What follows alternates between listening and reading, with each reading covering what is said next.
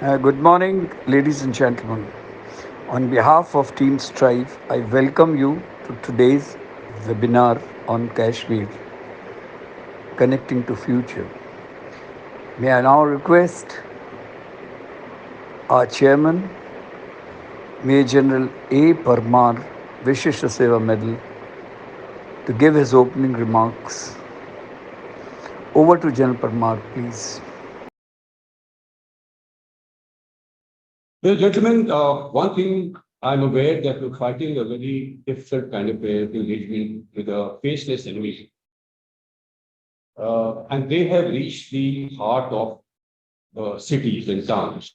And when the insurgency reaches the urban area, it becomes a very, very difficult task to handle. And it will require a lot of patience and maturity from the security forces to handle. They will engage you from built up areas so that when you retaliate, it will leave scars through the collateral damage and it will subvert a lot of civilian families which may not be pro-Pakistan, but we are definitely not pro-Indian. Let it take 10 years, 20 years, 30 years. Don't be in a rush. You will not get results in next day or next 2 days, next 1 month. So remember, 10, 20, 30 years is just a dot in the history of a nation. So don't lose your patience while handling with the intelligence. Jagmohan left and came the momentous year of 2019 when India abrogated Article 390.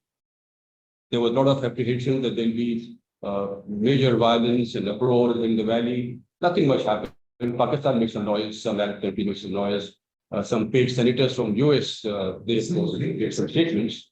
But I think government handled the situation very well. We have seen some positive signs coming in. The roads have opened, the schools have opened, business has started taking shape. There are much less number of guns. The offices, the vacancies have started getting filled. Some non-Kashmiris, Kashmiri punters have started coming back. What was amazing to see during the 15th of August, the amazing turnout by the school children and local population with the Indian tribal. This has never happened before. This has never happened before. Yasin Malik's judgment had a very subdued reaction in the valley. The government's proposal of holding the preliminary meeting of G20 is a very, very welcome step. But these are very early signs.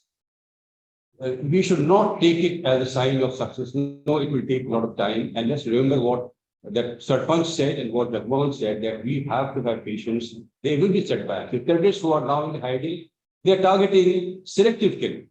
They just want to create that fear psychosis again. So this will continue, and that is where a very deft and astute handling by the government and the armed forces is required.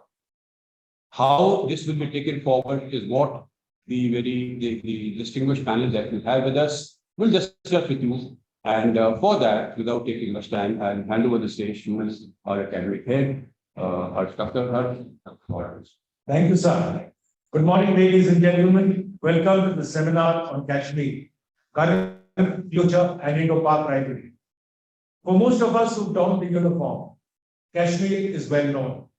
Almost all of us have served there at some time in our careers. Our memories have been good and bad. For those of my seniority and senior, there are fond memories of the place as also depressing. For the later generation, most memories are tough. We have seen Kashmir change from paradise to hell and now slowly back. Almost all of us have been involved in operations in the region. Hence, Kashmir always has a special place in our hearts. It is with this background that we chose this topic for our discussion today. As General Parmar stated, possibly the dark phase of Kashmir is past. Maybe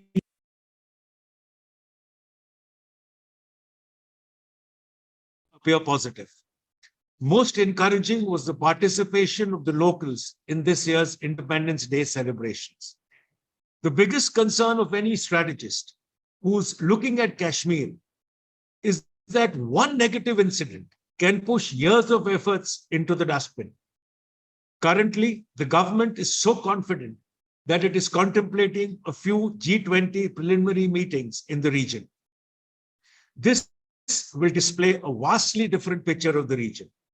However, multiple issues remain, which I do hope will be addressed in some form by our speakers today. Firstly, coming on to the security environment, the issues that we are hoping for is what led to the improved security environment. Is success the result of the government scrapping Article 370? Or is it that the population there has got tired of militancy and is now looking for a different environment? Is the current scenario likely to be the new normal? What should be the government strategy for the future? Coming then on to the next aspect, which is us and Pakistan. Kashmir is a battle between India and Pakistan. 75 years and we have yet to seriously sit and talk. Resolution being miles away, possibly not in our timelines, in our lifetime, sorry. Our stands have become rigid. Neither side is unwilling to give an inch, while the public are fed promises of uniting POK and GB, and that is Gilgit-Baltistan. The end result is that the people of Kashmir are pawns in the game, pressured by terrorists and their supporters on one side and security forces by the other. The issues which merit consideration is why are track 2 and track 3 talks failing? Why is there so much of distrust and enmity between the two nations? Can we truly hope to see some light at the end of the tunnel? If so, what should be our strategy? Coming to the third part, the youth, though numbers are less, continue joining terrorist groups. They are aware that their lifespan is limited after picking the gun, yet they do so. Further, hybrid terrorism is on the rise, again involving youth killing innocents. In addition, terrorist groups are now demanding that volunteers joining must commit a crime before they are inducted, for which even today few are ready. This leaves few thoughts, which I'm sure Touseef will address. Are youth still being radicalized? If so, what are the sources of radicalization apart from social media? What can be done to reduce numbers? What anti-radicalization measures must be adopted and which agencies to lead? With this, let us move on to our first speaker, Lieutenant General Satish Dua, PVSM, UYSM, SMVSM. General Dua will take us through the security environment, current, and his vision for the future. He retired as the CIDS, Chief of Integrated Defense Staff, or the CISC. He was the co-commander in Kashmir who planned and executed the surgical strikes in response to the terror attack in Uri. He has commanded his battalion as well as his brigade in active militancy in J&K along the LOC. He writes and speaks on current and strategic affairs. He is a member of the Executive Council of Global Counterterrorism Council. He's authored a book about soldiers' lives on the LOC titled India's Brave Hearts. A TEDx and a motivation speaker for youth forums and corporate leadership talks. The general is a keen sportsman. May I request all speakers to please restrict their talk to 15 minutes. Thereby, at the end, we will have time for queries and questions and suggestions. General Dua, we await your views because no one can be better than you in discussing with us or sharing your views on the security environment. The floor is yours, General Dua.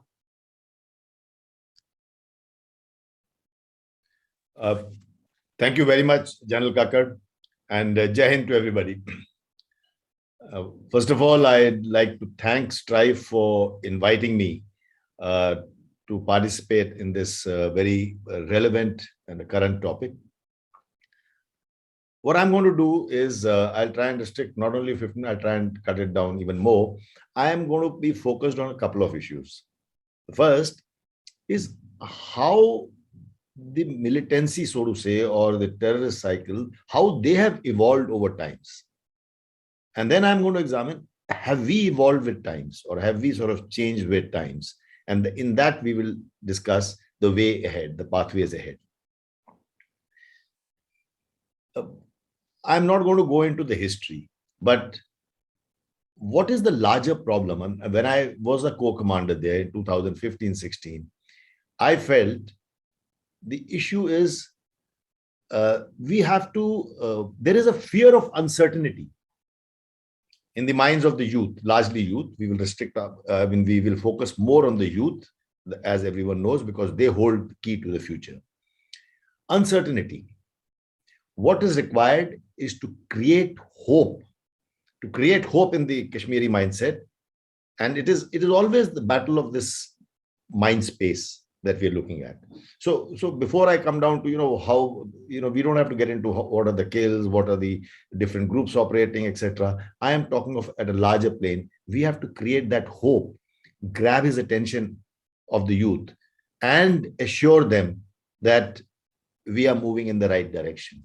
And then we will see changes. We just heard how this Independence Day was vastly different from those others. There will be accusations and counter accusations, but the fact remains that Tiranga was flown not only at Lal Chowk, but in every street, every hand was holding it, all those who came out of the streets. Very briefly, how has the terrorism, the cycle of terrorism evolved itself, or more pertinently, how it has changed with times? Earlier, in our younger days, when we were company commanders, when we entered a village or an inhabited area for cordon and search operations, everyone would pull their children indoors, lock the doors, and avoid any contact with the security forces. Slowly, in the years 2009 onwards, it changed. And apart from just the terrorist violence, we started seeing stone pelting, a la Intifada style, inspired no doubt by the Palestinian Intifada. They realized that stone pelting has more acceptance in the Western world as an unarmed struggle, because it is unarmed, though it is not non-violent, it is unarmed. Later in 2015, when I went to Kashmir as Corps Commander, we saw stone pelting being used as a force multiplier along with encounters. During the terrorist encounters, public would gather, start pelting stones, even forewarn the militants, sometimes even help them escape. And thereafter, the security forces would get embroiled with the stone pelting mob whom we did not know how to open fire on. And that was in sharp contrast to what I said earlier. These civilians would withdraw into their houses and avoid contact with security forces. In 2015 itself, we saw another shift. We saw how they used the social media. Buranwani and his 10 friends posted their picture without a veil, without a niqab, posted their picture with weapons on the Facebook page. And then started this new trend of coming out in the open, not, unmindful of consequences. So we know how that has led us. It has increased recruitment. It has increased radicalization, and social media was used as a force multiplier, not only for making this kind of statement, but also for radicalization, and more importantly, for mobilizing the youth for a stone pelting, etc. And then this we saw over the next few years, it was refined into a very fine art, egged on by their sponsors from across the LOC and by our separatists inside. Now, after Article 370 was diluted 3 years ago, we've seen another change in tactics. TRF, the resistance front, has come up. Now that's a net-based thing to avoid FATF and such like international sanctions. They formed a resistance front. Look at the name. The name also will find more resonance in capitals and in countries where they don't know what the problem is all about. They are also using internet now as a tool, as a force multiplier. And the latest we see is these hybrid terrorists. Why are these hybrid terrorists? Because they are unable to find too much of recruitment. Also, like I think General Kakar mentioned, he says that they are now asking for them to, they're asking them to commit themselves to a life of crime, and then they would be accepted as terrorists. So some of these boys who are from that society pick up a small handgun, a pistol or a revolver or a grenade, because it does not take rocket science to learn this without much training and to operate this. And they are targeting soft targets, non-VIP targets, and thereafter they stop. After one act like that, they stop. They don't get into terrorism more, and they join the civil stream, the civil society. Having seen this, where are we? From 2019 onwards, now that J&K is being administered directly from the center under an administration led by Lieutenant Governor, we have seen some improvements as far as administration is concerned, as far as economic conditions are concerned, and somewhat in the change of mindset. I am not trying to say that there is no alienation, but there are improvements, and these are the first steps. We heard in the opening remarks, it won't happen early. It won't happen today, tomorrow, or 1 month later. What has taken 3 decades to fester won't change overnight. We have to be patient. But let me just point out very quickly, I'm going to read out some statistics. In these 3 years, 100% electrification has taken place. And as far as water supply to rural areas is concerned, it surpasses the national average of 53 or 54%. 15 power projects have been inaugurated and 20 more have been started. The new All India Institute of Medical Sciences, IIT, IIM, and about 50 other new educational institutes will benefit 25,000 additional students. Grassroots level politics has been empowered by putting a 3-tier panchayat in place for the first time. Approximately rupees 3,800 crores has been allocated through this route to meet the local aspirations. Investment proposals worth rupees 20,000 crores have been received from 40 private sector companies, and 2 huge IT parks are being set up in Jammu and Srinagar respectively. Now, the point of mentioning all this here is that today, the right-thinking people are at least seeing some benefits in the physical realm. They are seeing some benefits of dilution of Article 370 and direct governing by the center.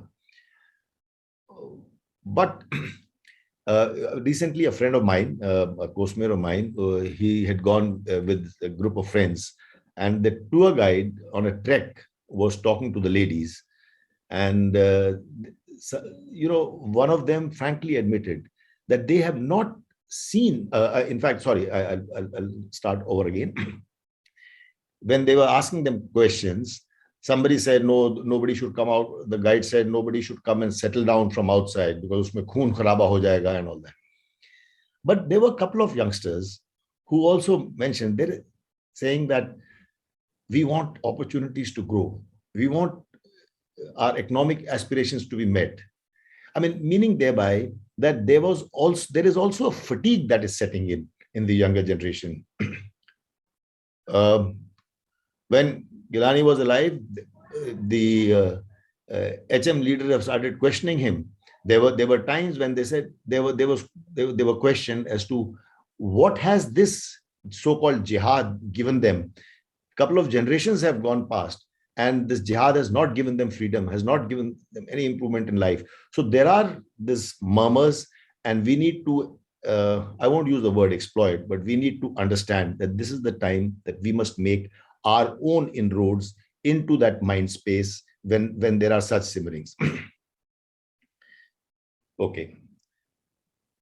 where do we go from here? I'm not going to talk about India-Pakistan aspects because Dr. Tara is going to be talking about that later. She's more qualified to talk about that. Let me just talk about the fact that what do we need to do here in Kashmir? What does the Indian government and all organs of the government, army inclusive, need to do over here in the way ahead? I think a healing touch is required. There is alienation, despite all the tangible improvements in administration and other measures. That alienation, for the alienation to be dealt with, a healing touch is required. During encounter with terrorists, army always gives chances to terrorists to surrender first. Similarly, the security forces should also engage with stone pelters and their families as well. As a corps commander, I've always been saying they should be treated like our misguided children until they pick up the weapon.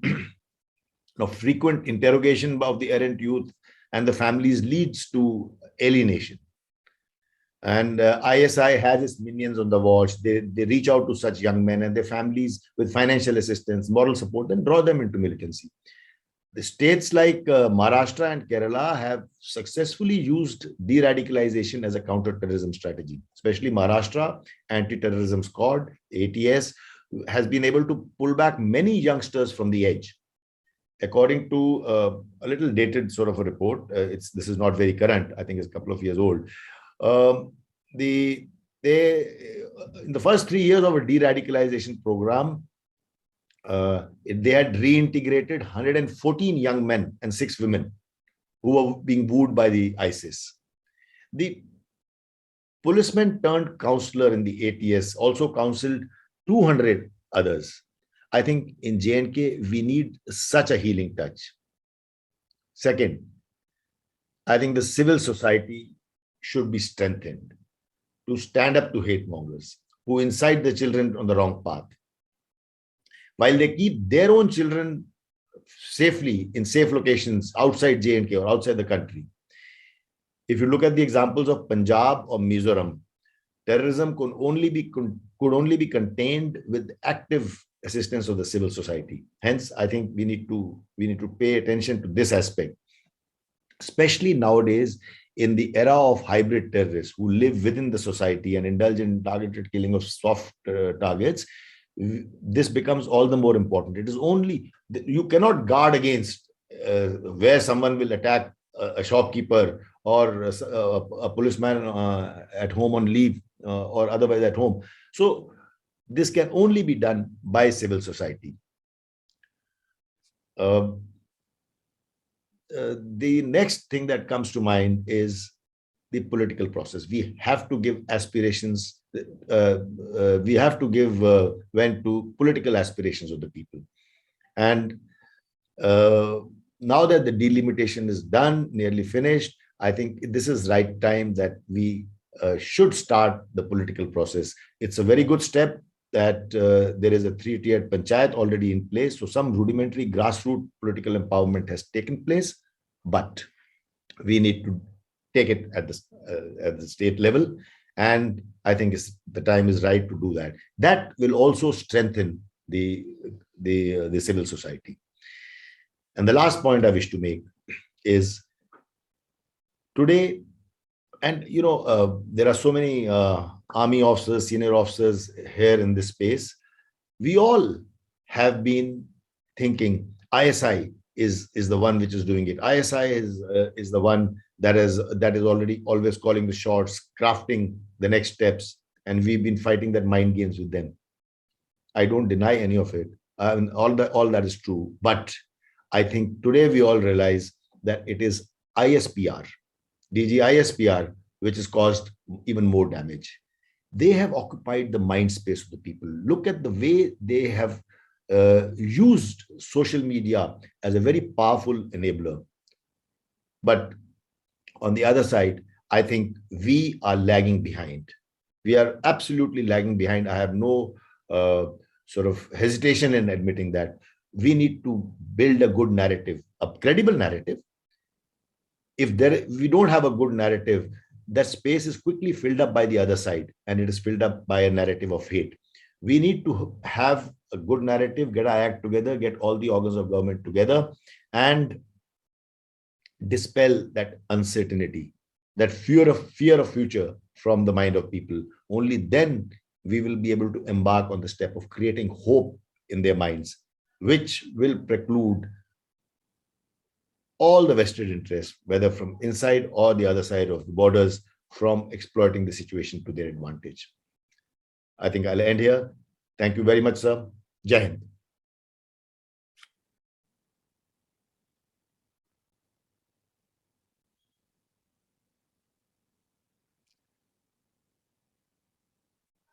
Answers. Coming now to Indo-Pak, we have none other than Dr. Tara Kartha. And before I introduce her, I just want to give her 2-3 thoughts, which I hope she will cover. Why are track 2 and track 3 talks failing? Why is there so much of distrust and enmity between the two nations? Can we truly hope to see some light at the end of the tunnel? Dr. Tara Kartha was formerly in the National Security Council Secretariat. She served under 5 governments and has been largely focused on the neighborhood. She also held additional charge of other bodies such as the NSAB and handled putting together the first paper on India's national security. I would also like to add that she has been part of the track diplomacy with Pakistan. Therefore, I specifically raise these points, and we hope to glean a lot from you, ma'am. The floor is yours. Hello? Can you hear me? Okay, can you all hear me now?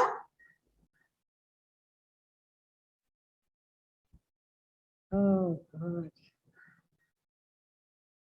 Okay, I'll just go ahead. If you can't hear me, just raise your hands. I'm so sorry, but this network here is really bad. So what we were talking of in terms of dialogue, I mean, over the years, we have to remember that there has been several rounds of dialogue since the 1980s. Let me, the question is whether, most of you all would know that even during Manmohan Singh's time, Prime Minister Manmohan Singh's time, there was a round of talks. There was the whole dialogue basket, as they called it, the composite dialogue basket of 98.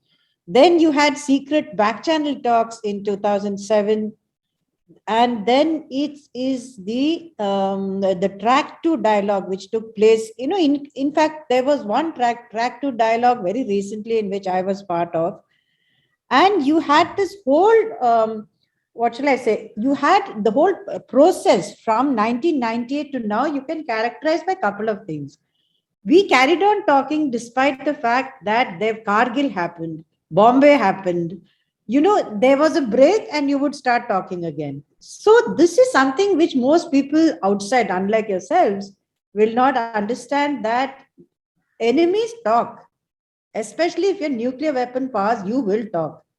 So even now, as of now, there is a back channel taking place between the NSA and whoever, I mean, between people on this side and the other side, there is talking going on.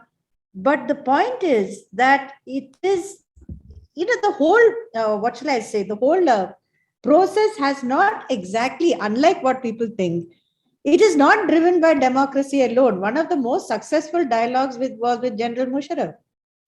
So there is a sense sometimes among us that it is better to talk to the army directly rather than go through politicians who have their own agendas. So when you're talking, that is not, however, always true. In my experience, Nawaz Sharif was very, very open to talks. He, in fact, had told some of his people in the army that why is it that when India and Pakistan start talking, immediately there is a several terrorist incidents. He says, who is doing this? So he had his own suspicions as to what was going on. Second person, surprisingly, was Imran Khan. Despite the Article 370, which was like created a nuclear blast inside Pakistan, The fact remained that once that shock was over, there was a kind of an opening to talk. He kept abusing everybody right, left, and center, but that opening to talk this out was not entirely closed, which is why the back channel talk started at that time when Imran Khan was still there. There was also a proposal, there was a kind of a movement that we should, sort of move ahead on various other issues, including trade, rather than just focus on Kashmir. So what I'm trying to say is, for example, in Nawaz Sharif, in the UFA dialogues in Central Asia, was again open to the same thing. In all these years, the dialogue never took off because the Pakistani army was never fully on board. Now, what is different? They are in a very terrible state of affairs. It is doubtful if the Pakistan army will get its own budget, which was recently announced. Remember the defense budget was announced. And I had written on this and I had said it's going to be cut. And that is what the IMF has insisted. They more or less said, sorry, this can't be done. So their own resources are shrinking. The economy is in severe decline. And therefore, the army, you heard the Army Chief General Bajwa twice, once in 2021, once in 2022, has talked about, making up, using Pakistan's location for geoeconomics. Now, that concept, when I was in Washington, we had discussed this threadbare as to saying, trying to convince these people that if you want Pakistan to prosper, use your territory for trade routes rather than exporting terror left, right, and center. It is beautifully, fantastically placed for trade, and that is the way you should go. So this was taken up by the Imran Khan government for quite a while. And then, so now it has got into this whole, you remember the National Security Advisor, Moeed Yusuf, was the one who coined this phrase, the geoeconomics. But also the trouble was that alongside they did all kinds of mischief, like, that map, most of you all would remember that there was a map which they showed in a SCO meeting of the NSAs, which showed large parts of India as, territory, Junagadh, all these areas, plus the whole Ladakh area was shown in a kind of diffused green, which means they were actually backing China's claims in that area. I mean, this was the strangest map which Pakistan has ever put out, saying this is now the official map. We don't recognize the Ladakh border. Forget about the LOC or Junagadh or Sir Creek. They are now not recognizing the border that side. So when this map was put across, our NSA, of course, walked out. And we said, we don't want to have anything to do with this. So the level of confidence in Pakistan remained extremely low, because while the army chief was talking about, we are open to letting history aside. That's what he said. We're going to keep history aside and we'd like to go ahead. So now the point is, when the Modi government, as you know, started off again, like most democratic governments do, by saying, let's talk to Pakistan. He went and called on Nawaz Sharif. They met in UFA, all that happened. And then, of course, we got nowhere. So, but they said, let's have talks with DJMOs, BSF, all that usual. But Kashmir was not really the focus of this dialogue at all. The composite dialogue was set aside, and this new format was saying, let's talk in other spheres. Post Article 370, what has happened? We've kind of, the whole dialogue process has now gone into a different phase. What they are, how shall I say it? Kashmir is no longer up for any kind of dialogue in that sense. So they are trying to tell us that, look, we can go forward, but give us some kind of a face-saving measure in Kashmir. Give us some kind of, Kashmir should have statehood. Its demography should not be changed. You cannot alter the character of the region. And they have a few other demands which is being kept aside for dialogue.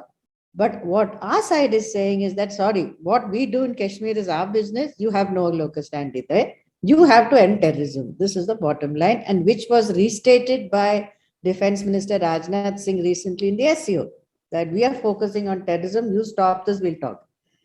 But in the fact is that in reality, what are they doing? Now let's go behind the scenes and see what Pakistan is doing.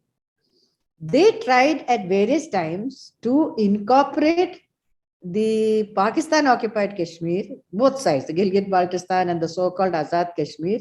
They're slowly chipping away. I won't go into details because there's no time. They're chipping away its status and slowly trying to incorporate it as part of Pakistan as a full-fledged province in the case of Gilgit-Baltistan. This was again put forward by the Imran Khan government. They put this forward, but the sense among bureaucrats, among the Kashmir Affairs Department, what they call Kashmir and Gilgit-Baltistan Department, was that if you do this, then we will completely lose out on the Kashmir dispute. But nonetheless, they, I think, decided to go forward. It would have required a constitutional amendment to the constitution which was proposed to make Gilgit-Baltistan a part of Pakistan, a full-fledged province, which was what we have been, which anyway, that apart. With that, if that goes forward, then the Kashmir dispute is over. Effectively, it is finished. And why does he want to do that? Not because he has any great love for us or he wants to reduce Kashmir issue. There is a simple reason why. Because China, if it has to go ahead with the proposed projects in Gilgit-Baltistan, and it's got a huge economic zone which is being planned in a place called Mukpandas. You can't do that because the laws of Gilgit-Baltistan are identical to that of Kashmir, the land laws. So there is no clarity as to whose land it is in the first place. In different pockets, some belong to the old kings, some belong to the village, some what they call Naltar belongs to the local government. So there are different grades of land, and if you want Chinese investment to come, in that case, these laws have to be sorted out and brought within this normal provincial status. That is a very strong reason. So if the whole, they are dependent on, now these are issues which people, they don't talk about, but this is the reality. And now, of course, after 370, they will feel ki inhone to kar liya, so we might as well go ahead and do it because we've made it clear that there is no walking back. Even a future government will not walk back on 370. It's simply not going to happen. So if we go in this doubt, now there are some other reasons. Now coming to what we should do, I'm taking too long. What is the path ahead? To be very honest, I mean, this time is a closed seminar, and as far as I know, let's face it, you can't go and occupy POK militarily. It's simply not possible. So it is as well for us to say, you have to give this a status and carry on. Ours is a status, and we are done with it. In reality, also, however, it's not very easy for Pakistan to do this because there are many people who want to destabilize. Is wala government ko aap bhul jao. This present government can't do it at all. They are too weak. But the army is backing them. And there is Imran Khan, of course, screaming from the sideline. So there's very little you can expect till general elections are held. It's nothing much is going to happen. But once that is over, there are several factors which we need to take into account for the future. Like we said, the Kashmir parameters has been changed completely. It's not just the LOC, but LOC, but also the fact that you have Chinese aggression on the other side. So your method of calculation has now changed. Second is something which is very difficult. Ukraine war plus the COVID effect plus climate change. All countries are in serious economic difficulties. And Pakistan is the worst hit. It's the worst hit by climate change. Is the worst hit by the oil crisis. It is in a very, very bad economic situation. Third is the fact that I mean, in fact, recently the floods, many of you all would have read that there have been severe floods in Pakistan. The standing crop has vanished. So they're going to be in a food crisis. So whatever you want to do, you want to start a dialogue, you want to talk reasonable, it's a good time to start now. And let's face it, we've also got the same, more or less, our economy is not in that great a shape, not due to anything, but due to all these factors. We still need time to catch up. So I would suggest that this is the time to start talking about opening up trade. There is nothing so strong as a profit motive. You want to tie Pakistan in, you want to tie people in, you have to allow Pakistan to be used as a transit corridor for your trade to Afghanistan, because remember, it will also help stabilize Afghanistan. It will get you into Central Asia, which is a huge focus for us right now. And it will also reduce the influence of China, because right now China is the only the CPEC, the trade corridor. You're giving an alternative. So in my view, this is the way to go. It's not the easiest way, but I have tried to impress this on the Pakistanis that look, right now you have no other choice. The old parameters are done with. You cannot, you are in such a bad situation that the only way you can go is this. And there are specific issues which India and Pakistan can together talk on in terms of your crop substitution, in terms of the water table. I mean, there are hundreds of issues where we have identical problems. Can you get past this? I think you have to. So I'll stop there. Thank you.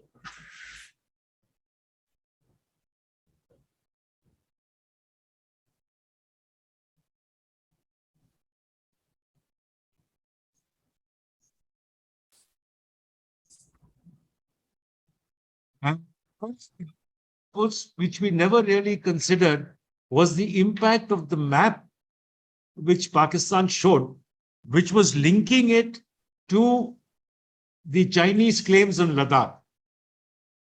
We hope you'll be able to take on a few questions at the end. Moving to the last part, which is management of youth in Kashmir. We have Mr. Touseef Raina. Mr. Touseef is a young policy advocate with over 10 years of experience in the field of political activism. Born in Baramulla, Touseef has a thorough understanding of the weft and waft of the fabric of Kashmir society. He co-founded the youth-led think tank JK Policy Institute. He served as an advisor to Jammu and Kashmir IMA Association, All India Management Association. He attended the National Assembly of the United Religions Initiative 2019. In March 2020, he visited the US at the invitation of the State Department's International Visiting Leadership Program. Mr. Raina, the floor is yours. We wait to hear what you've got to say as far as handling the youth and the radicalization in Kashmir.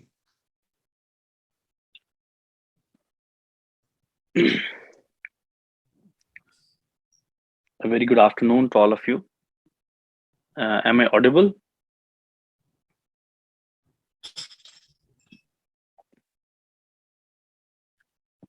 क्या मेरी आवाज आ रही है? Yeah, we can hear you. You are Touseef, please go ahead.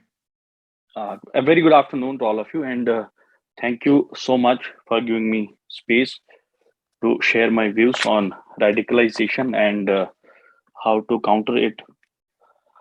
सबसे पहले मैं जिस तरह से आपने बोला, I have been an activist from my college days and now I'm in politics.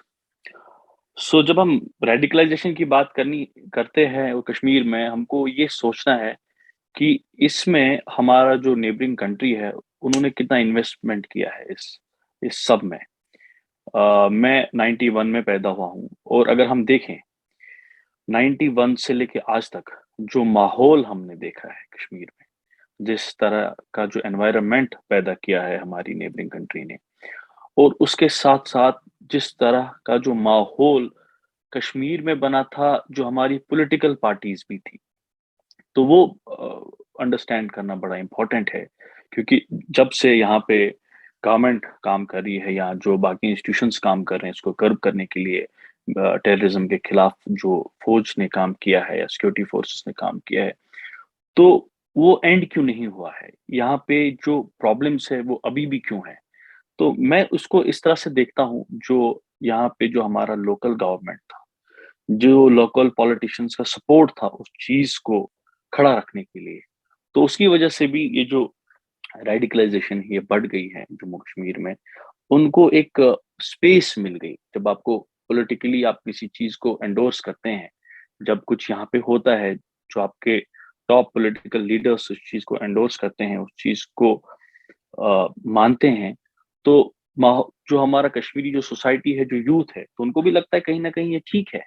और जिस तरह से फ्लो, जिस तरह का टेररिज्म फ्लो रहा है कश्मीर में, जिस तरह का इंटरफेरेंस रहा है पाकिस्तान का, और जिस तरह से जो यूथ को अट्रैक्ट किया on the basis of religion Pakistan में, तो नेचुरली उनका इन्वेस्टमेंट इसमें बहुत सारा है। और उसी हिसाब से अगर हम चीजों को देखें, आज भी जब एक क्लैरिटी है आफ्टर एब्रोगेशन ऑफ आर्टिकल 370, और आज कुछ तो फर्क हमें दिखाई दे रहा है, क्योंकि कुछ नॉनसेंस टॉलरेट नहीं किया जा रहा है जम्मू कश्मीर में, जो पहले टॉलरेट किया जा रहा था, जो हमारी लोकल गवर्नमेंट्स थी, उस चीज को हमने कहीं ना कहीं नजरअंदाज किया है गवर्नमेंट ने, सेंट्रल लेवल पे भी। और एक क्लियर कन्विक्शन भी नहीं था, मुझे लगता है आज तक जो मैंने देखा है इन 10 साल में, जो हमारी गवर्नमेंट थी, गवर्नमेंट ऑफ इंडिया, उनकी तरफ से भी कुछ ऐसे इकदामात नहीं उठाए गए यहाँ की जो प्रॉब्लम है, जो यूथ की प्रॉब्लम है, उसको एड्रेस करने के लिए। और दूसरी बात, यहाँ पे अभी जनरल साहब रहे हैं जिन्होंने यहाँ पे एज ए कोर कमांडर काम भी किया है, और जो भी मैम बोल रही थी, टॉक्स, डिप्लोमेसी, ये तो चलता रहा है नेशनल इंटरनेशनल लेवल पे, लोकल लेवल पे। चाहे हमारी यहाँ पे हुर्रियत थी, उसके साथ भी तो बातचीत चलती रही है, लेकिन एंड रिजल्ट क्या था? आपको टेररिज्म में कभी कमी नहीं हुई, आपके जो यहाँ पे अटैक्स है वो कम नहीं हुए। तो मुझे लगता है कि वो वेस्ट था एक हिसाब से। मतलब जितना भी हमारे सिंसियर एफर्ट्स थे गवर्नमेंट ऑफ इंडिया के, चाहे पाकिस्तान के साथ, चाहे हुर्रियत के साथ, चाहे जो भी यहाँ पे सो कॉल्ड स्टेक होल्डर्स थे जम्मू कश्मीर में, उनके साथ तो काफी कोशिश की है गवर्नमेंट ने उनको इन्वॉल्व करने की, उनको एंगेज करने की, लेकिन उसके बाद भी जो माहौल है वो वैसा ही रहा। तो मुझे लगता है कि मैं अप्रिशिएट करता हूँ आज गवर्नमेंट ऑफ इंडिया को, जिसने इतने क्लियरली जो स्टेप्स उठाए हैं जम्मू कश्मीर में, और जिस तरह से हम आज माहौल देख रहे हैं। अभी जन साहब कह रहे थे कि हमने इतने करोड़ यहाँ पे गवर्नमेंट ऑफ इंडिया ने भेजे, और सच भी है, इतना पैसा आया है, लेकिन वो पैसा गया कहाँ? मुझे आप बताएं। अगर हम आज कश्मीर की हालत देखें, डेवलपमेंट फ्रंट पे भी काफी वीक है। तो हम ऐसा कुछ नहीं किया कश्मीर में जिसमें हम यूथ को कह सकते थे ये हमने किया है, ये अ, हम आपके लिए दे रहे हैं, ये हमको दिखा रहे हैं। अगर आप जब पहले यहाँ पे कोई टेररिस्ट एलिमिनेट होता था, आप देखिए कितनी भीड़ होती थी उसके फर्नल पे, और आज देखिए आज कोई भीड़ नहीं होती है। और जो पॉलिटिकल स्टेटमेंट्स भी होते थे उसके रिलेटेड, वो भी कहीं ना कहीं उस चीज को रेलिवेंस दे रही थी। तो उस हिसाब से मुझे लगता है कि ये जो माहौल जिस तरह का कश्मीर में रहा है, उसको हर तरफ से, हर हिसाब से अपलिफ्ट किया गया है, चाहे पॉलिटिकल हिसाब से, चाहे यहाँ के लोकल लीडरशिप के हिसाब से, क्योंकि वो भी नहीं चाहते थे कि उनकी अकाउंटेबिलिटी हो, यहाँ पे पीसफुल माहौल बने, उनसे कोई हिसाब ले जो भी उन्होंने किया है। तो दूसरी बात ये है कि यहाँ का यूथ, अगर हम ओवरऑल देखें, हमने आज तक गवर्नमेंट ऑफ इंडिया ने या जो गवर्नमेंट ऑफ जम्मू कश्मीर थी, हम कहते थे हम बात करेंगे, किन के साथ बात करेंगे? स्टोन पेल्टर्स से बात करेंगे हम, जो यहाँ पे मिसगाइडेड यूथ है उनसे बात करेंगे। वो तो हुई है। जो यहाँ पे नौजवान पीस के लिए काम करता है, जो यहाँ पे नौजवान आइडिया ऑफ इंडिया के लिए काम करता है, आइडिया ऑफ डेमोक्रेसी को प्रमोट करना चाहता है, ग्रास रूट लेवल पे डेमोक्रेसी स्ट्रेंथन किया जाता है, उनको हमेशा निगलेक्ट किया गया। ये भी एक बहुत बड़ी प्रॉब्लम रही है जम्मू कश्मीर में, उनको नेग्लेक्ट किया गया है, उनसे किसी ने बात नहीं की, उनको किसी ने आज तक इन्वॉल्व नहीं किया, उनको किसी ने एंगेज नहीं किया। लेकिन वो भी ठीक है। हम अभी जन साहब ने जो बोला है, एक टेररिस्ट को भी जब हम जब किसी कहीं जगह एनकाउंटर होता है तो वहां पे हम सरेंडर करने को बोलते हैं। तो हम ऐसे लोग हैं जो टेररिस्ट को भी मौका देते हैं कि भाई आप सरेंडर करो, हमको आपसे मारना नहीं है, हम आपसे एंगेज करना चाहते हैं, ये हमारी पॉलिसी है। और ये सच है कि जिस तरह से फोर्सेस का रोल रहा है कश्मीर में, चाहे जम्मू कश्मीर पुलिस हो, चाहे हमारी इंडियन आर्मी हो, चाहे बाकी लोग हो, उनका काफी हम सराहना करते हैं उस रोल को। चाहे सद्भावना की जो प्रोजेक्ट्स हैं आज हम देख रहे हैं, नॉर्थ कश्मीर की मैं बात करूं, कहीं ना कहीं कोई ना कोई यूथ रिलेटेड इवेंट होता है जहाँ पे आप हजारों तादाद में आप नौजवान देखते हैं जो किसी म्यूजिक कंसर्ट के लिए होते हैं या कोई पेंटिंग कंपटीशन होता है। तो फोर्सेस का काफी क्लियर एक एक रोल रहा है कश्मीर में, जो आज भी ये चाहते हैं कि नौजवानों के साथ एंगेज हो, और कि जिसको हम बहुत ही अप्रिशिएट करते हैं। लेकिन कहीं ना कहीं मेरे हिसाब से, जो मेरी अंडरस्टैंडिंग है as an activist, government of India को वाकई सीरियस होना चाहिए इन चीजों पे। और जब हम पॉलिटिक्स की ओर बात करते हैं, जो जो रोल रहा है यहाँ पे लोकल पॉलिटिशियंस का भी, उनको भी बताना चाहिए कि उन्होंने क्या किया, उनका क्या इन्वेस्टमेंट था। जो यूथ को रेडिकलाइज करने में जो उनका हाथ है वो भी बहुत बड़ा है।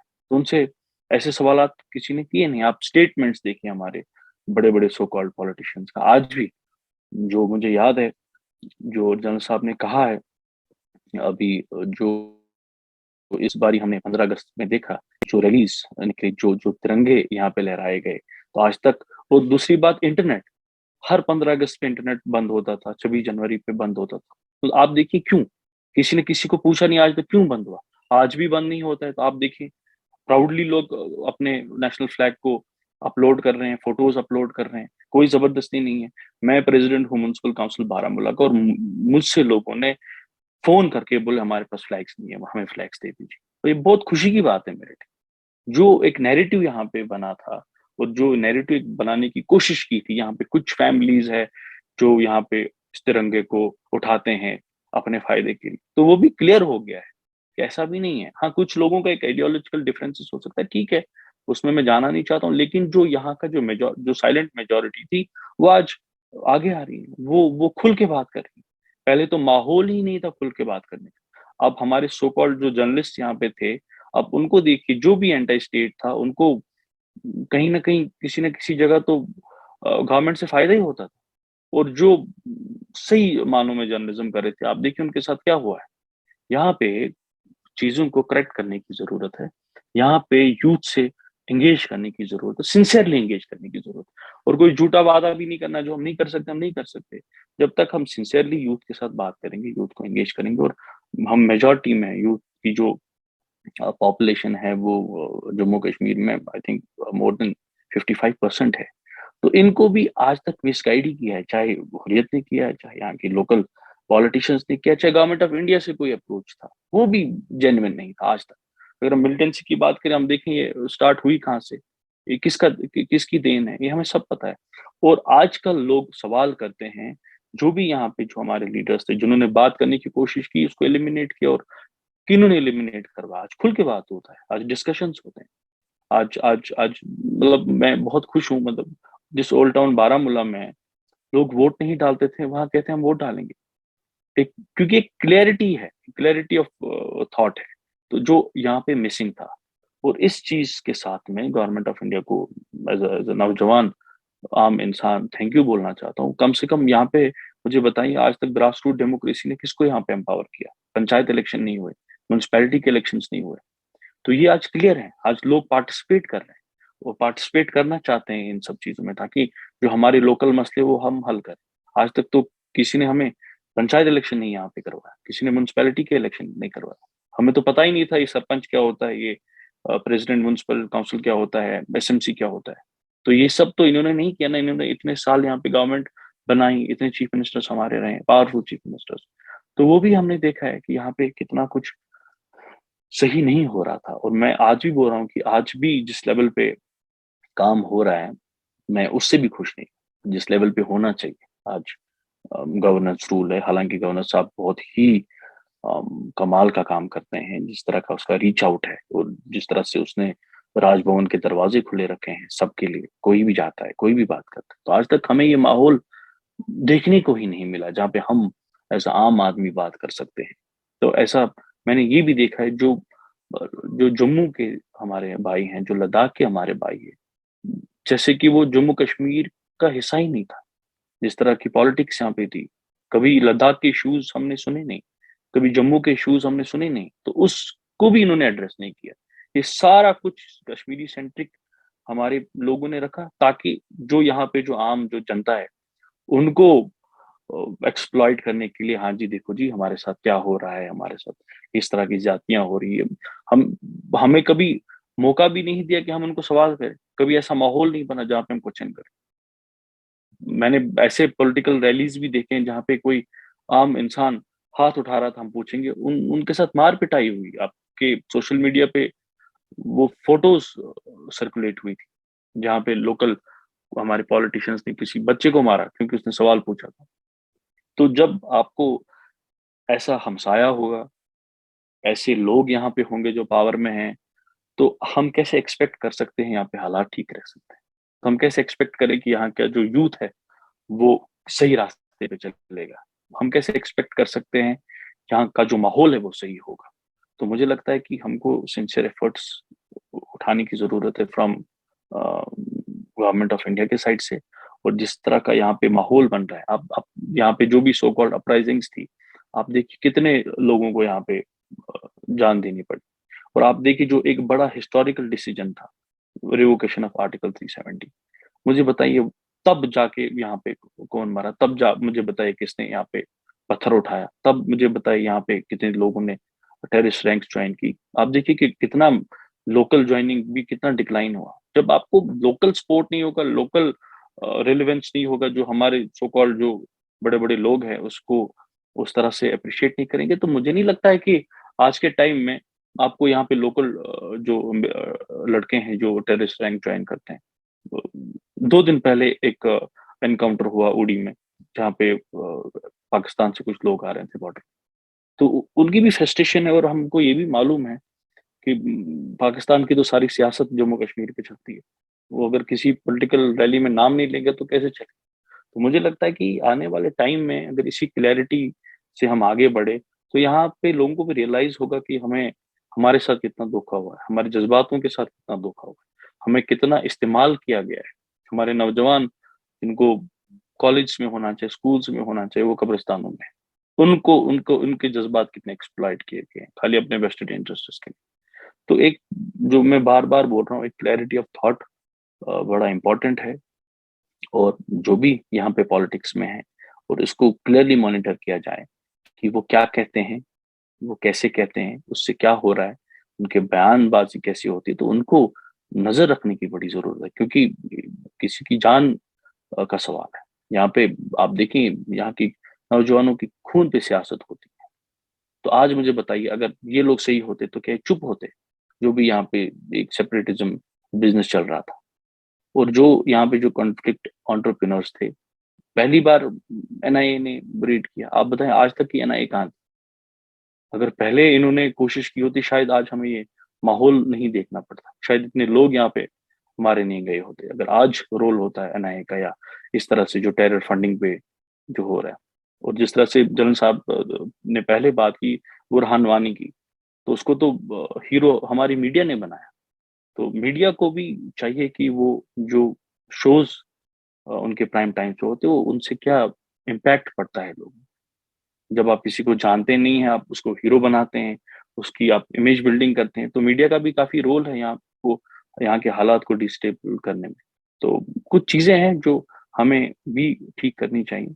और मुझे लगता है कि मैंने जो मुझे बोलना था मैंने बोला। Thank you so much.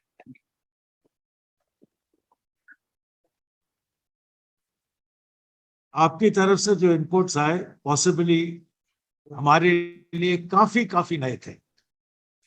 अब we'll just take on a few questions जो आए हुए हैं। अच्छा, okay, before we start, general Pandey wanted 2 minutes, all yours. मैं दोबारा शुरू करता हूँ। सबसे पहले मैं तौसीफ साहब आपको मुबारकबाद देना चाहता हूँ कि आपने बहुत ही गहरी बातें बहुत ही सरल शब्दों में कही और सुनकर बहुत अच्छा लगा। मैं टोटल 4 पॉइंट कहना चाहता हूँ और केवल पॉइंट कहूँगा क्योंकि टाइम कम है, और उसके बाद हम लोग उस पर सोच विचार अपने लेवल पे कर सकते हैं। सबसे पहली बात है, पहला पॉइंट है, we always blame Pakistan. Pakistan will not stop. Why should we do that? We must blame our own governance, our own actions, and set our house in order. No neighbor can cause trouble in your house if your house is united, in order, and managed well. We aren't managing our affairs. First point. The second is, as Mr. Touseef said, the battle is of Islamization and radicalization. It is religion based. So imagine if in the 90s, when the insurgency started, we had started de-radicalizing the youth. Today we would have 20, 30, 40-year-old people who would be de-radicalized and would get assimilated in the rest of the country. It is even late, it is late, even now it is not too late to start that process. Unless you change the mindset, you cannot finish this insurgency in J&K. I have two more points for the army, related to the army. I think the Indian Army has taken much more than what its mandate demanded. Let us go back in time and ask ourselves as to what was the aim of bringing in the army at the point it was brought in 1990. The army was tasked with three major things, as I know: to re-establish the authority of the civil administration. Secondly, to create a situation for conduct of elections. And thirdly, to create environment for the functioning of this government. We have achieved all three aims, and we have re-established the authority of the government. Now, if people don't want us, the police doesn't want us, we still want to continue, we got to rethink this. To give you an example, the example of Assam. We entered there in the 80s, in the late 80s, and after 2 years we were pulled out. And again the trouble started. And in Lakhipatha, a place in Assam, we had to use tanks to get and to remove the camps of the Ulfa militants. And the army was recalled and it remains there. So I would like to recommend to the armed forces that if need be, we should get out for a while. Not leave our post, not go away. We maintain our setup, we maintain our domination, our posts remain. And after that, if we find the situation is deteriorating, we should go back on our terms and not be insignificant as we are becoming today. And we should then go back with such powers that will enable us to fight with freedom and not with one hand tied behind our back. Let the people realize, let the government realize, let the police forces realize, everybody realize that the army is needed there and we need the full support of the government to be able to function. These are the 4 points that I had. Thank you very much. Touseef, पहला question आपके लिए है from ऋषि अत्रेया. ये कह रहे हैं कि how connected do Kashmiri youth feel towards the larger nation? What percentage of youth आपके लिहाज से are willing to work for a larger India? Tausif, अगर आवाज आ रही है? जी जी जी जी देखिए, मैं ये बात बताना चाहता हूँ इनके जवाब में. तो majority of youth connects with the idea of India, ऐसी कोई बात नहीं. लेकिन प्रॉब्लम क्या है यहाँ पे सर, जो हमने पास्ट में भी देखा है, आज भी जो हम उसको देख रहे हैं, जो डिफरेंट वॉइसेस होती है, तो अनफॉर्चुनेटली उनको स्पेस ज्यादा मिलता है, उनको ज्यादा मीडिया हाईलाइट करता है. जो मेजॉरिटी ऑफ यूथ है, जो यहाँ के गांव में, यहाँ के सिटीज में, यहाँ के लोगों के साथ काम करता है, जो पीस प्रॉस्पेरिटी के लिए काम करता है, उनको स्पेस कम मिलती है. और उसका जो जिम्मेदार है, मैं हमारे नेशनल मीडिया को भी ठहराता हूँ. और जिस तरह की डिबेट्स होते हैं, दिस वर्सेस दिस, तो उस सब में वो सब खत्म हो जाता है, वो दिखता नहीं है. आज अगर आप सोशल मीडिया अकाउंट्स देखेंगे, फेसबुक देखेंगे, ट्विटर देखेंगे, जो कश्मीरी भाई हैं, तो आप देखिए सर, उनका आपको एक क्लियर मैसेज वहां से दिखेगा कि वो क्या चाहते हैं. और आज के टाइम में लोग खुल के बात करते हैं, तो वो कहीं ना कहीं हम उसको नेग्लेक्ट करते हैं. तो मैं कह रहा हूँ सर, मेजॉरिटी ऑफ जो यहाँ के जो नौजवान हैं, उनको कभी स्पेस नहीं मिला, इसीलिए उनकी वॉइसेस किसी को सुनाई नहीं दी. तो ये मेरा सर इस पे टेक है इनके सवाल. General Kakar, General Dua here. Can I make a point on this? Hello. Please, all yours. देखिए, I'll also like to add a small point here. I am also from Jammu and Kashmir Light Infantry. And I remember the figures of in 2015 during a rally in Jakalai Center, during a rally in Srinagar, for 55 vacancies, there were 45,000 aspirants. I'll repeat that, 55 vacancies in the army, 45,000 recipients. In fact, I remember this because as a corps commander, I used to flaunt this to say that Kashmiri youth also want to be a part of it. It's not that they don't want to be a part of it. It's only our limitation that we can only recruit very few. As to the question that I read in the chat, there is also a tail ender to say there isn't a single Kashmiri Muslim in Indian Navy or Coast Guard, for instance. Perhaps that would be overstretching it to say there isn't a single Kashmiri, but the fact remains, yes. But that's more to do with the fact that it's not a coastal place. From Kerala, there are many more. I mean, the percentage of people from Kerala in the Navy is far more than any other state. So that is only a geographical fact. Thank you. I want you to take on Air Marshal Tiwari's question addressed directly to you. It's there in the chat box. Yes. Why should I read it? You can read it directly. Thank you very much, Amit. We are NDC Coastmates, and that's hi, Amit. Nice to see you. You are right to say. Okay, the question I'll read out for those who have not. I'll just briefly read it out. Saying that Human Development Index in Kashmir has always been better than a lot of other states in the country, much better than UP, Bihar, MP, Rajasthan, etc. But alienation has always been there. 3 years after removal of 370, there has not been much change in the ranking. So what more could be done to win over the youth? Well, I agree with you. The HDI has always been better in JNK.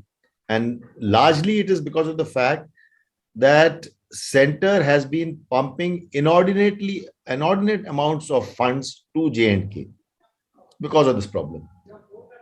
But what has happened that, as we know, as far as the political situation was concerned, that seemed to be the stumbling block. I'll not expand the discussion there. But what has happened in the last 3 years, there has been an honest effort. I read out some empirical data. There has been an honest effort to for some benefits to reach the common man. Touseef said that it is not showing results. I agree. It is a very small drop in the ocean when you consider the whole of population of J&K. It will take time. But the fact is, like Touseef also agreed, that in the end, this is the first time they're seeing municipal and local body elections. This is the first time they're seeing grassroots empowerment. Today, instead of the schemes being implemented by some central politicians and their agents or whoever else, today every sarpanch is getting 2 crore rupees to spend in his area. And whatever, even if there is corruption, the corruption is also spread thin. So the point I'm trying to make, today, things are reaching much more than they were reaching earlier. What do we need to do with the youth? Well, that is the call that we have to make. Apart from just these benefits of good administration, and today there is no anger spilling on the streets, schools and colleges are being run. When I was a corps commander, the schools and colleges, the number of days they were opened was very abysmal percentage. So the fact is, things are, the ease of living is improved, so to say. But yes, we need to continue to engage with the youth. We need to have that strategic communication is still not in place.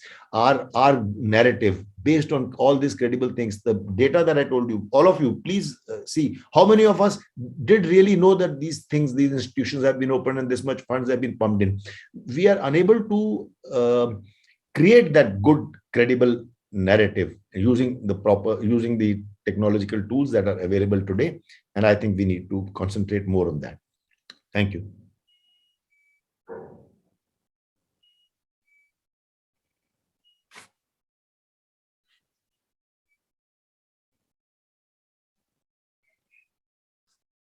Together. That's the question from Parry. have we ever tried taking the views of Kashmiri youth about the reasons of their dissent? Have they thought towards the future prospects of being with the Ethiopian POK or any sovereign state encouraged by Pak? क्या views है Tausif?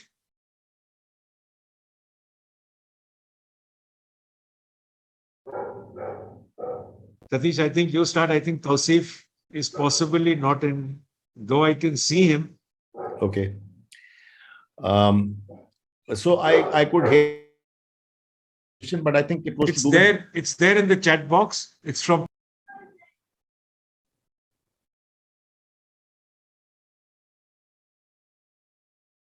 Been asked, have their views been taken, right? I'm not going through the chat box. Am I right, sir? Okay, I just got this. Have we tried taking the views of Kashmiri youth about the reason of their dissent? Have they given thought to their future prospect being... Which flows is here. Yes. See, this is a generalization. There is no forum, one forum that where you can take the views of the youth. But yes, whenever we speak to the youth in different forum, in different fora, in different medium, different institutions, we see a shift. Today, youth are coming up and speaking. There are far more youth today that are coming out and speaking than they were ever earlier. The Article 370 has been a turning point in that aspect. Earlier, it was only in the confines of a cantonment in a Sadbhavna event or in a goodwill tour that some might openly speak about it. I remember as a corps commander, once I was debriefing a particular group that had come back, a group of students that had come back from a tour of Delhi, Ajmer Sharif, and a couple of other places.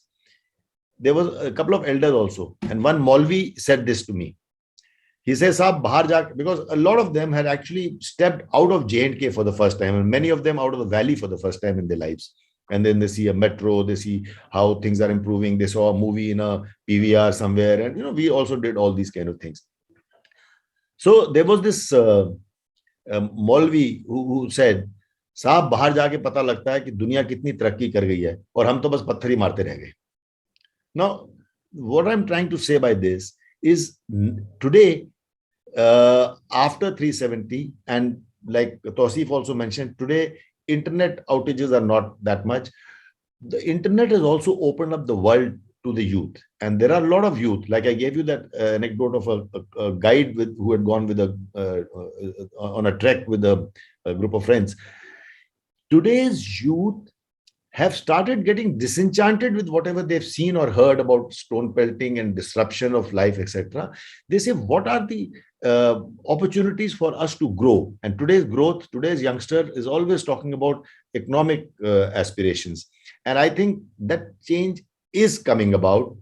It is slow, but we have to make sure that we continue, we maintain the tempo so that it reaches far and down widely into the state. And to that extent, I think the next big step, which I also mentioned in my talk, has to be the political process, because no democracy can always, even if you give the best of administration, even if the administration is a little lesser, but it is better that they do it themselves and they take ownership of it. Thank you. Talking about the youth going out on Sadbhavna, in Calcutta, we had the only possible, or the first possible, only girls group which came from the valley. I think it was 2014 or early 15. No, it was 15. They came to Calcutta. We sent that. Yeah, they came to Calcutta. I was there. I received them in Bengal area. It was a sort of pleasure with them, and in their happiness and exuberance, they were posing next to the ancient, the old gun which was there, the cannon which was there. And the photograph clicked indicated as if they were playing a tabla or something. And it came down in Pak newspapers all over the valley. The amount of calls I got clarifying why were they playing the tabla and dancing. And I had to tell them, look, it's the front of a cannon which has been blocked. It's not a tabla, look carefully. But that was sort of impression which was created. Touseef, hamare saath ho? I can see. I sir can बिल्कुल see बिल्कुल तौसीफ, बिल्कुल अच्छा ये तौसीफ, एक network. Question आपके लिए है general PR Kumar से.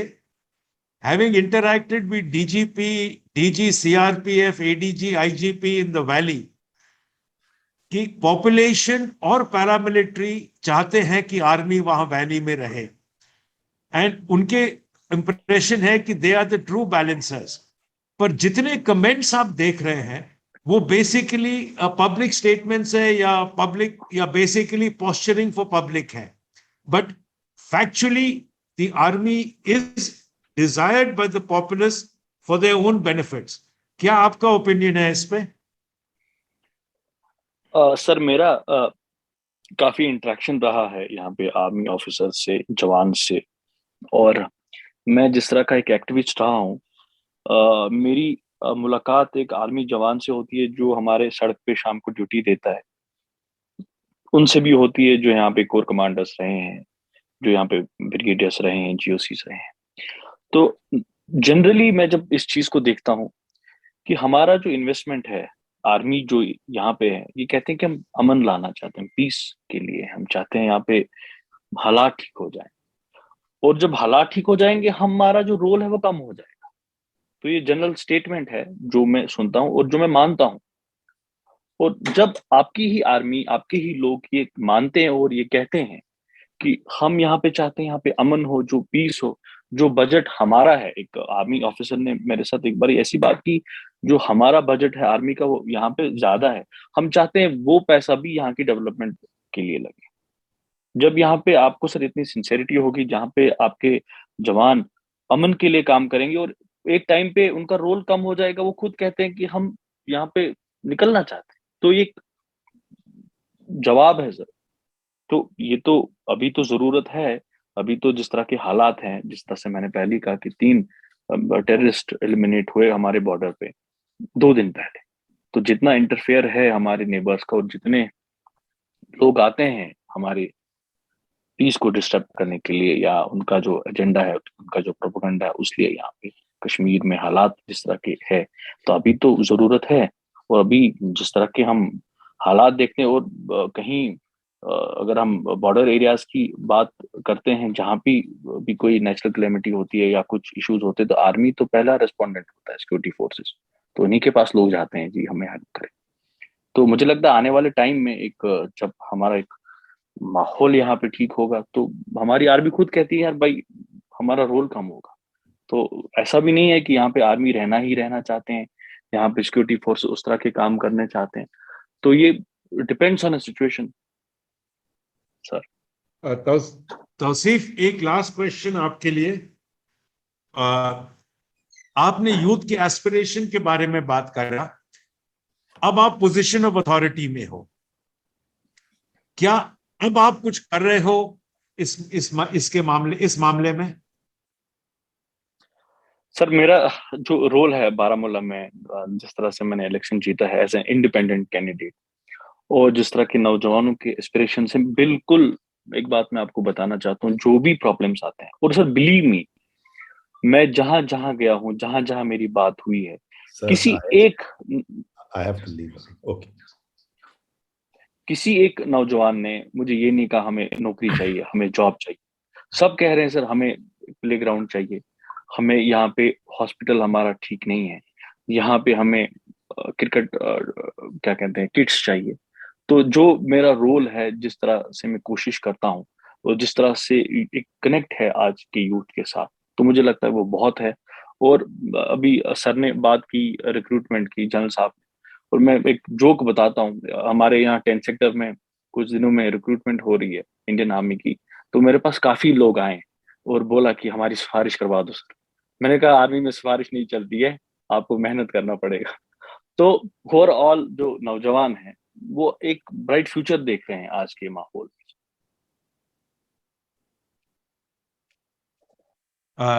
Thank you, Tausif. Now I hand over to General Chaturvedi for thanking everybody. Thanks, Harsha. Ladies and gentlemen, we just went through a highly fascinating, intellectually stimulating, and thought provoking session. Although it is true that every Indian has an opinion on Kashmir issue, but when you are able to hear from three most knowledgeable scholars who deal with issues related to Kashmir on day-to-day basis, you are able to see a new perspective. If I sum up, I have 5 takeaways from today's discussion. First, there is a need to engage with youth. 2. Strengthen the three-tier grassroots democracy and revive political process. 3. Engage with silent majority who care for idea of India and not those disruptors who want favors from India but look towards Pakistan. 4. Pakistan is in terrible state, but they continue their efforts to cause trouble. However, we should stop lamenting about Pakistan and should do what we think is right. In this connection, a dialogue with Pakistan, especially with Pak Army, may be a way ahead. Climate change could be an agenda point on which we can think of synergy of action for common good of people. Fifth, withdrawal of army to barracks should be done once the current unstable situation stabilizes. So I'm thankful to my audience. I'm thankful to the participants and everyone. And though Dr. Tara Kartha is no longer there, but her suggestion that talk should commence, I think Government of India should take note of it. And some kind of a process of in the form of ceasefire has already commenced. And this is something which needs to be further taken forward. And I think that is something like that Insaniyat or Jamhuriyat talk of Atal Bihari Vajpayee kind of a thing. Government of India can take yet another initiative. And Pakistan, the dire state it is in, I think when you read their press and all, you realize that they are also looking for some kind of option, probably which is honorable. So on foreign policy issues, Government of India can take that. The state administrations should continue with interaction with the youth. And earliest, this three-tier democracy, grassroots democracy, needs to be further strengthened. As far as armed forces are concerned, what emerges that they are Balancer and Touseef, who knows about Valley little more than others. And he feels also that army can take its own call when time comes, then they should move. All at the end is left for me to say thank you to each one of you. And I also thank my own secretary and my chairman and other members of the strive who had been contributing to it. A special thanks to Harsh, who has been who has conceptualized the whole this webinar. And though Dushyant I don't see, but Dushyant is the one who helped us to get in touch with the three speakers. Thank you very much, everyone. Have a nice day till we meet again for another issue with the same kind of a zeal and same kind of a intellectual equity. Have a nice day. Sorry. Or